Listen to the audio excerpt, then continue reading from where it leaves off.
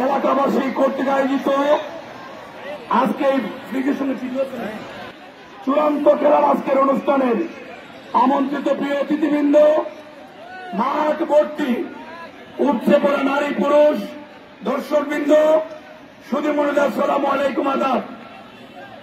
আমরা এই হবিগঞ্জে বড় হয়েছি, খেলাধুলার পর্যাপ্ত মাঠ না থাকার কারণে আমাদের মধ্যে অনেক ভালো প্লেয়ারের জন্ম হয়েছে, শুধুমাত্র পর্যাপ্ত প্রশিক্ষণের অভাবে, রেগুলার প্র্যাকটিসের অভাবে অনেকে খেলাধুলা থেকে মুখ ফিরে নিয়েছেন।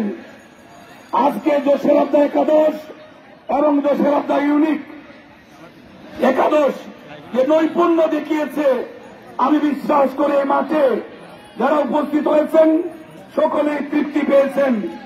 আমরা খেলাধুলায় আসি শুধু তৃপ্তি নেওয়ার জন্য নয়, এই হারিয়ে যাওয়া ফুটবল এবং বিগত সময়ে দলীয়করণের কারণে মানুষ মাঠে বিমুখী হয়েছিল, আজকে মানুষ মাঠমুখী হয়েছে। আমরা এই মাঠে খেলা উপভোগ করলাম। অনেকে দাবি করেছেন এই মাঠটি যেন খেলার জন্য উন্মুক্ত থাকে। দেশে অনেক মানুষ জন্মগ্রহণ করেছেন, হাজার হাজার কোটি টাকার সম্পদ রেখে আবার চলে গিয়েছেন। কবি যথার্থ বলেছেন, এমন জীবন গরিবে গঠন, মরণে হাসিবে তুমি কাঁদিবে ভুবন। আমি অনুরোধ করব, এই মাঠ যাদেরই হোক, পৈতৃক সূত্রে হোক আর নিজেরা ক্রয় সূত্রে মালিকানা নেন না কেন, আমাদের ছেলেরা যেহেতু এই মাঠে এসেছে, যদি আল্লাহ রাব্বুল আলামিন অদূর ভবিষ্যতে জনগণের খেদমত করার সুব্যবস্থা করে দেন, এই মাঠটি অর্থের বিনিময়ে হোক আর আপনাদের অনুরোধের মাধ্যমে আমরা এই মাঠটি খেলার জন্য রাখতে চাই। অনেকে অনুরোধ করেছেন এই আমাদের শহরের যে কোয়াই নদীর বাঁধ, এটা আমাদের জন্য মাঝে মধ্যে হুমকির সৃষ্টি করে। আমরা চেষ্টা করব এই মাঠটি যদি আমরা সুন্দরভাবে পেয়ে যাই, আমরা যেন 50 বছর পরেও এই নদীর বাঁধ আমাদের জন্য কোনো হুমকির সৃষ্টি করতে না পারে। বাঁধ মেরামতের সঙ্গে আমাদের মা বোন সহ শহরের এবং এই অঞ্চলের মানুষ গ্যালারিতে বসে যেন খেলা উপভোগ করতে পারেন। আল্লাহ তৌফিক দিলে 1 বছরের মধ্যে এই কাজটি আমরা সমাপ্ত করব ইনশাআল্লাহ। আপনারা সবাই ভালো থাকবেন। এই অঞ্চলের মানুষের কাছে আমরা বারবার ঋণী। 3বার ভিন্ন ভিন্ন পরিস্থিতিতে নির্বাচন করেছি, দল ধর্মের ঊর্ধ্বে উঠে এই এলাকার মানুষের ভালোবাসায় আমরা সিক্ত হয়েছি।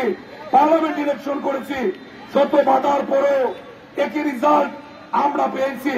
এই এলাকার মানুষের যে ভালোবাসা আমরা পেয়েছি, সেইটা একটি মাঠ দিয়ে ঋণ শোধ করা যাবে না। আমরা চেষ্টা করব এই এলাকার মানুষ বিএনপিকে এবং বিএনপির প্রতীক তারেক শীষকে যেভাবে সাদরে গ্রহণ করেছে, আমাদের নৈতিক দায়িত্ব হবে আমরা উন্নয়নের মাধ্যমে মানুষের মনে যেন শান্তি স্বস্তি ফিরিয়ে আনতে পারি। আল্লাহ যেন সেই তৌফিক দেয়। আর 2 দিন পরে আমাদের শারদীয় দুর্গা উৎসব, খেয়াল রাখবেন এই উৎসবটা যেন কেউ বিষাদে পরিণত করতে না পারে। আমরা যেন সবাই সচেষ্ট থাকি। অনেকে দুষ্ট লোক নিজের অপকর্মের কারণে বাড়ি ছাড়া, ঘর ছাড়া, এলাকা ছাড়া, অনেকে আবার দেশ ছাড়া, তারা কিন্তু বসে নেই। তারা সুযোগ পেলেই মাঠ বলেন আর পূজা বলেন, দুষ্টামি তাদের মাথার মধ্যে থাকবে। অনুরোধ করব, দুষ্টামি পরিহার করুন। গত 24-এর 5ই আগস্ট বাংলাদেশের মানুষ যেভাবে অন্যায়ের বিরুদ্ধে জ্বলে উঠেছিল, সেই মানুষ কিন্তু মাঠ ছেড়ে গড়ে যায়নি। প্রয়োজনে আবার অন্যায়ের বিরুদ্ধে এই মানুষ গর্জে উঠবে। অত দেশকে ভালোবেসে অতীতের সমস্ত অন্যায়ের জন্য অনুসূচনা করে জনগণের কাতারে আসুন, সেই আশাবাদ ব্যক্ত করে এই সুন্দর আয়োজনের জন্য যশোরাবদার ছাত্র, শ্রমিক, আবার বৃদ্ধ বনিতা যারা অর্থ দিয়ে, শ্রম দিয়ে, মেধা দিয়ে পরিশ্রম করে সুন্দর একটি টুর্নামেন্টের আয়োজন করেছেন, যারা ফুটবল খেলায় অংশগ্রহণ করে নৈপুণ্যতা দেখিয়েছেন, রেফারি এবং তার টিম যারা এত সুন্দরভাবে নিরপেক্ষ একটি খেলা আমাদেরকে দিয়েছেন, সবাইকে ধন্যবাদ জানিয়ে আমি আমার কথা শেষ করছি। সবাইকে অসংখ্য ধন্যবাদ। বাংলাদেশ জিন্দাবাদ।